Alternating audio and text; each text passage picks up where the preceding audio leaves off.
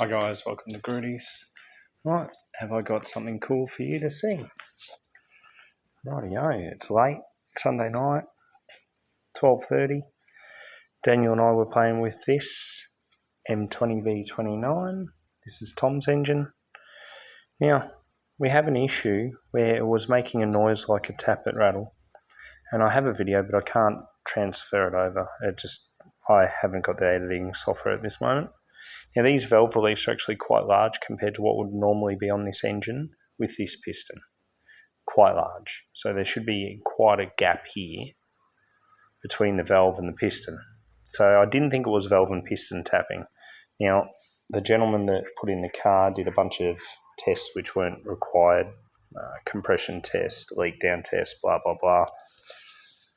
Brand new engine, not bed in. Compression leak down will do nothing for you. It'll teach you nothing.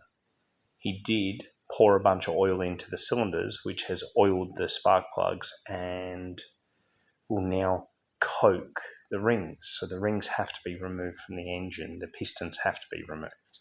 Right? So I actually don't put oil above the ring. When I put them together, I don't run oil above the ring because what you'll do is you'll end up with a burnt carbon down the side of the piston. So if anything, it's been detrimental to what he did. So yeah, so we'll see where that goes. But it would have been an easy fix. If he hadn't have done that, there would have been a really easy fix here, and I'll tell you what it is. Right, so when I built the pistons, I'm a little bit anal, so I didn't put enough of a chamfer on here. The head gasket, everything still looks really good, except for how much oil is on everything. Everything is oiled. Thanks. Now you've made things harder. Well, he just did what he thought he could do. So let me show you where our issue lies. So the firing, see that little line on the firing there? Oh, with the yellow screwdriver under it. We'll just come back to the head there. See that there? The piston was touching the firing on the gasket. That's an 85mm gasket. It's supposed to be, it's a bit over 85, 85.2, 85.4 in most places. What's happened is the firing is crushed and it's pushed into the cylinder. It's decreased the size of the overall gasket. So I think it's actually a gasket issue with the gasket manufacturer. The gasket, this never really been an issue. I've never had this issue. And I've got plenty of others that are running with an 85mm gasket and never had this issue. Now I can see it all around. It's even there. You can see a little line here. I can feel it with my finger. It would have been tapping on there. And it sounds just like a bad tappet rattle, but it's actually just audible piston touching something. So due to the fact that it is this way, I could have put an 85mm bore MLS head gasket on here and it would have cleared this perfectly, because 85mm bore MLS is perfect. It's 85.4, most of them come up as. And I could have run this, but I'm going to do it a bit different. I'm actually going to chamfer the edge of the piston further, so it'll clear that standard gasket, because I don't like to run MLS if I don't have to. I could have done it and just purchased an 85mm by 71mm thick, 71 thou thick MLS, put it on here. End of the week it would be here. I'd have it on and I'd have this ready to go back. But due to the fact that they've tipped a shitload of oil into it, I now don't want to burn all the oil into around the piston. The spark plugs are coated in oil. Everything's coated in oil. So now it's going to take a bit more time. So all I'm going to do to fix it is I'm going to pull the piston out. I'll do a 1x1 or 1.5x1mm chamfer on the edge, take the edge off, and it'll clear the head gasket. And I'll clean all the oil out from the combustion chamber, because combustion chambers aren't supposed to have oil, and what it actually does is it'll burn down in the side here and it will coke up. A lot of guys use it, but I don't, and I have no issues bedding my engines in. I have no issues with my engines. Usually there's no issues at all, and I attribute that to running the lubricant that I do when I put pistons in without putting oil in the combustion chamber, because all that does is create carbon buildup around the rings, which then gum rings. So if anything, it's been made harder by doing a oil drop compression test on a brand new engine, but also the fault was the fact that I thought an off-the-shelf head gasket wouldn't bulge. I didn't take it into consideration, so there's a little from column A, little from column B here.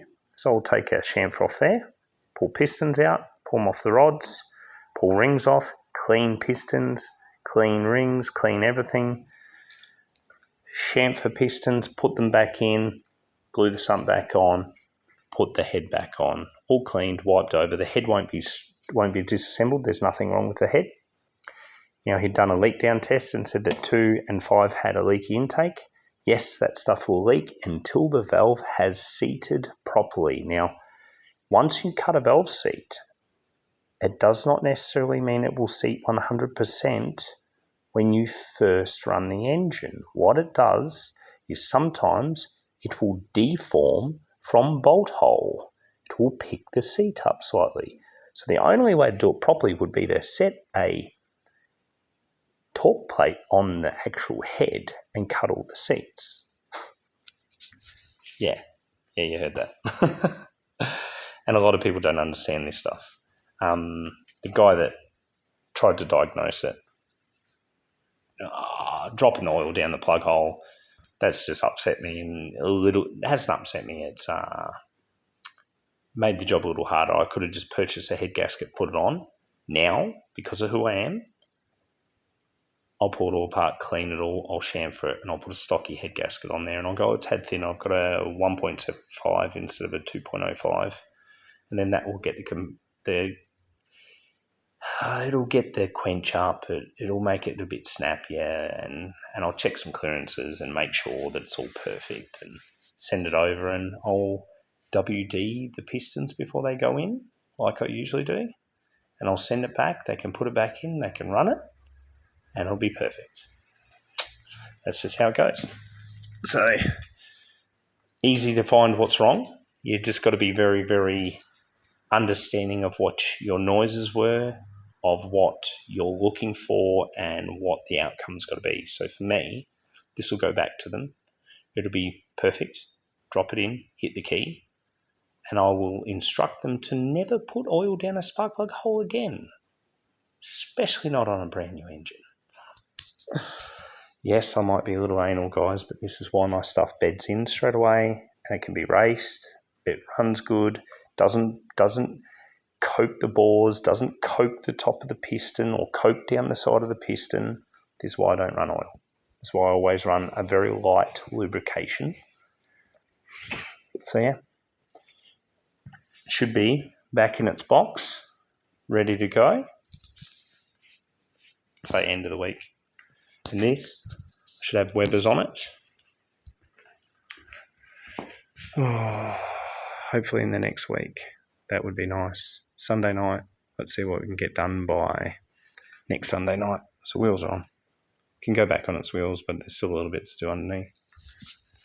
Weekly update, guys. Nice and easy. Shows you a little bit about warranty work and what you've got to do. I did film it, and then the phone was full, so it turned off. Yeah, this is what you've got to do. So no real fault from the lad putting oil down it. He was just doing what he thought, but compression test on brand new engine will tell you nothing other than you've probably got a poor ring seal. Leak down test should tell you the same kind of stuff. It'll tell you that it's leaking through the valves. It's leaking here, it's leaking there. Once it's done its 200 to 500 kilometre break-in period, everything will be sealed up better. Once it's bed its rings, it'll be sealed up lots better.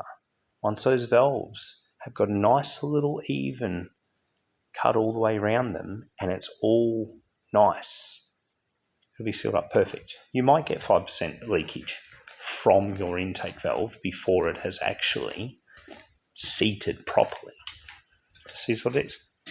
So yeah, that's this week. Time to turn everything off and get ready for bed.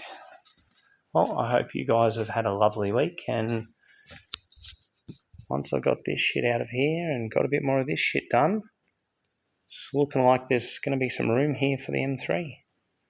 Oh yeah, soon it'll be M3 time. Good night.